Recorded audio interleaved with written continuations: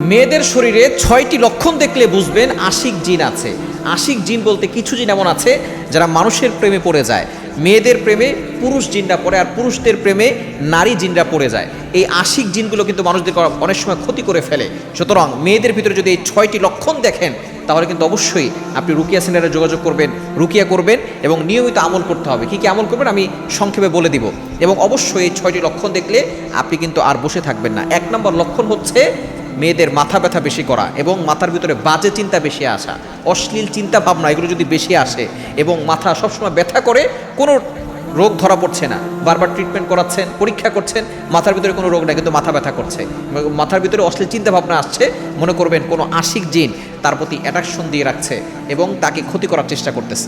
এবং দ্বিতীয় নাম্বার হচ্ছে যে তার সবসময় মেজাজটা খিটখিটে থাকা, তার সাথে কথাই বলা যায় না, সবসময় রেগে থাকে, মেজাজ খিটখিটে থাকে, কেমন শোনো কথা বলতেই বাপ মা পর্যন্ত ভয় পেয়ে যায়। এরকম যদি হয় তাহলে অবশ্যই আপনি সতর্ক হয়ে যাবেন।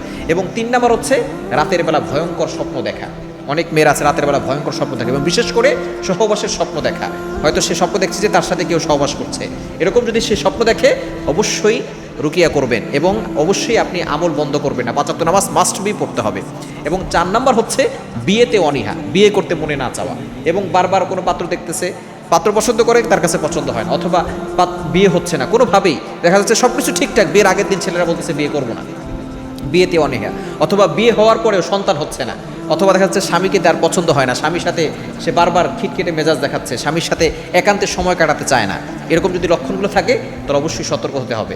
এবং ৫ নাম্বার হচ্ছে তার শরীর শুকিয়ে যাচ্ছে, চুল পড়ে যাচ্ছে, এরকম সমস্যা জিনে আশিক জিন থাকলে এই সমস্যাগুলো বেশি দেখা যায়। এবং একা থাকতে পছন্দ করে, সে সবসময় একা থাকে। এই ৬টি লক্ষণ যদি থাকে তাহলে অবশ্যই ৫ ওয়াক্ত নামাজ তাকে পড়তে হবে। নামাজ না পড়লে কোনো আমলে, কোনো তদবিরে, কোনো তাবিজে কাজ হবে না। ৫ ওয়াক্ত নামাজ মাস্ট বি পড়তে হবে। এবং ঘরের ভিতরে আপনি সূরা বাকারা রেকর্ডিং চালু করে রাখবেন। ফজর নামাজের পরে সূরা ইয়াসিন, মাগরিবের পরে সূরা বাকারা। যে ঘরের ভিতরে সূরা বাকারা তিলাওয়াত হয়, ঘরের ভিতর থেকে আল্লাহ তাআলা বিপদ আপদ এবং জিনের মন্ত্রণা থেকে, জিনের পথভ্রষ্টতা থেকে আল্লাহ পাক রব্বুল আলামিন সকলকে হেফাজত করেন। এবং বিশেষ করে শরীরটা বন্ধ রাখবে। আয়াতুল কুরসি আর 4 কুল, ৫ ওয়াক্ত নামাজের পরে আয়াতুল কুরসি 4 কুল, সূরা কাফিরুন, ইখলাস, ফালাক, নাস এগুলো পরে বুকে ফু দিবে, হাতে ফু দিয়ে পুরো শরীরে হাত বুলিয়ে দিবে।